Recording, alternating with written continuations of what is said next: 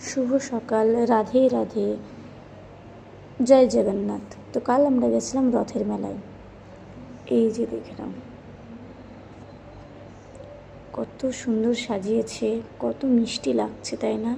দেখে চোখ ফেরানো যাচ্ছে না, এত সুন্দর লাগছে। তো কাল আমি, আমার শাশুড়ি মা আর আমার মেয়ে গেছিলাম রথের মেলায়। আমাদের তো খুব সুন্দর কাটলো রথ। তোমাদের কেমন কাটলো রথযাত্রা অবশ্যই আমাকে কমেন্ট করবে। আর এখানে এত ভিড়, এত ভিড়ের জন্য অতিরিক্ত গরম লাগছিলো, শরীরটা খারাপ করছিল। তো আমরা বেশিক্ষণ থাকিনি, সেখান থেকে চলে এসেছিলাম।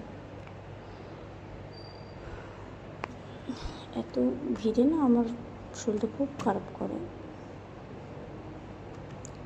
এই যে আমার মেয়ে দেখো হাই করছে।